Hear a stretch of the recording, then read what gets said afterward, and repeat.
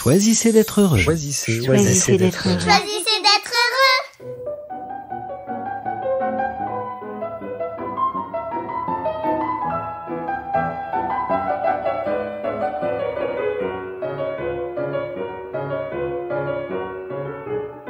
Au pire, ce sera bien.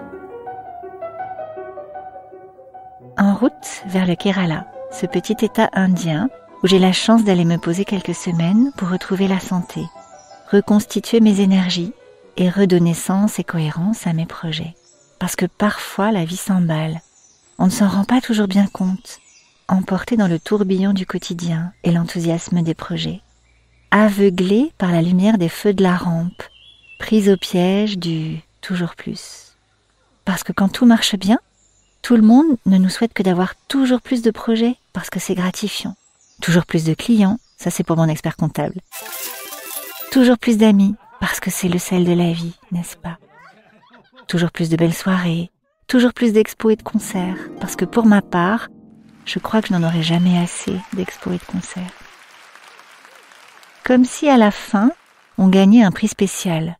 Celui du toujours plus assoiffé, toujours plus frustré, toujours plus fatigué. Une vraie désintoxication à vrai dire. Et l'Inde pourrait bien constituer un véritable remède à tout cela, où derrière l'abondance et le chatoiement se trouve aussi la frugalité, l'humilité et la simplicité. Et me voici donc en chemin pour retrouver le goût de la simplicité. Et comme pour me mettre dans le sujet, j'ai choisi la compagnie low cost Indigo. Ça faisait longtemps qu'elle m'intriguait, lorsque je voyais sur le tarmac ces petits avions joyeusement parés de leur joli logo bleu, dont les lettres s'étalent, rondes et paisibles. Me voici donc accueillie à bord d'un petit coucou qui ressemble bien plus à un avion de tourisme qu'à un véritable avion de ligne. Accueil simple et chaleureux, pas de tralala à l'entrée dans l'avion, ni de repas fastueux, ni même d'écran tactile pour permettre aux curieux dont je fais partie de suivre l'itinéraire. Pas de catalogue fastueux des vidéos entre lesquelles on ne saurait choisir. Juste le sourire chaleureux de l'hôtesse, que l'on devine derrière son masque. Un mot d'accueil concis et amical du pilote, une démonstration efficace et sans chichi des consignes de sécurité, et nous voilà partis. Bizarrement, on dirait même que le moteur de l'avion est plus doux, moins assourdissant. Et les bébés à bord, parce que c'est un vol familial et ils sont nombreux, les bébés se sont endormis, paisiblement. Tout semble étonnamment simple, comme si j'étais subitement passée de l'autre côté du miroir, pour entrer dans un monde doux et souriant. Un monde où les hôtesses savent simplement trouver le mot juste pour rassurer chacun, faire patienter celui ou celle qui attend devant l'unique toilette, proposer un thé noir si le verre ne convient pas, ou bien offrir une place vacante derrière le hublot, juste côté soleil.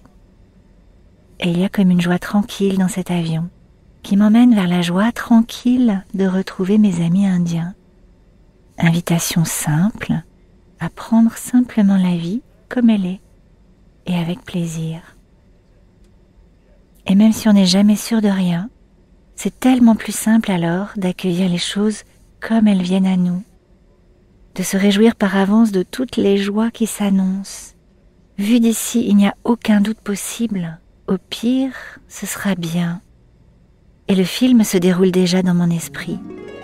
Les mouvements amples et élégants des palmiers, juste avant l'atterrissage, lorsque l'avion semble les frôler, comme pour les informer de notre arrivée.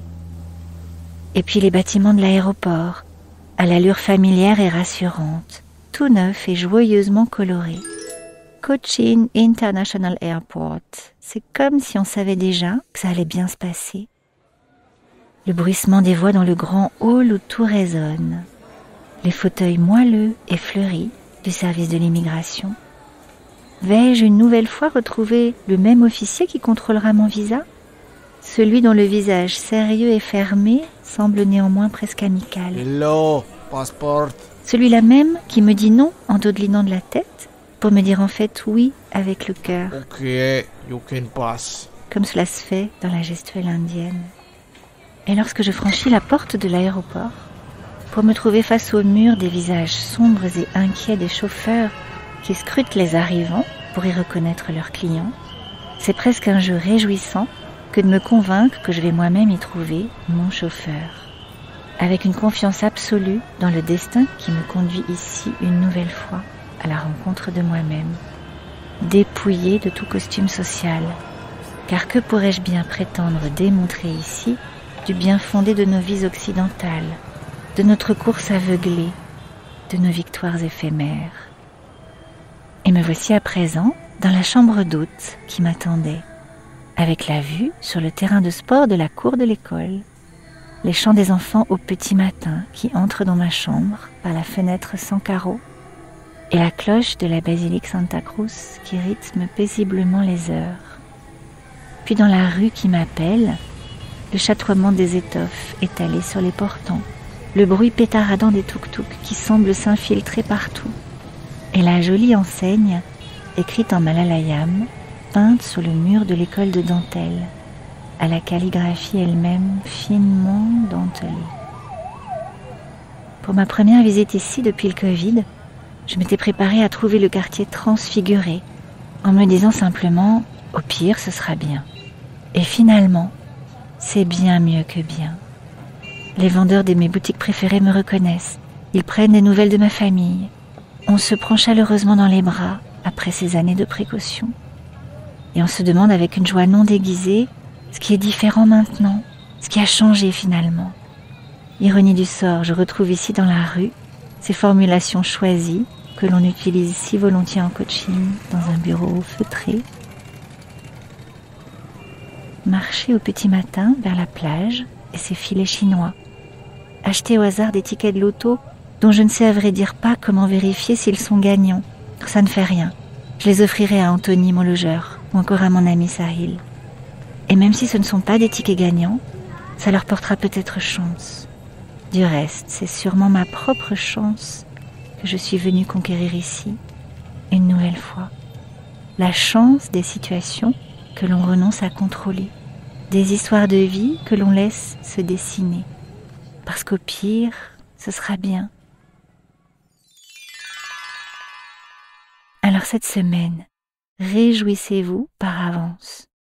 Regardez attentivement, écoutez pleinement, respirez profondément et emplissez-vous de tout ce qui peut venir nourrir notre joie simple d'être simplement là. La lumière du matin sur le jardin, les promesses de la journée qui semblent écrites sur le damier des pavés sur le trottoir, la voix de ceux que vous serez heureux de retrouver tout à l'heure ou ce soir, les effluves du dîner que vous avez choisi, la soirée ou le concert qui s'annonce. Et si ce n'est pas tout à fait comme ça que ça se passe finalement, nous reste la joie de l'inattendu qui vient pimenter l'expérience. Très belle journée à vous et choisissez d'être heureux.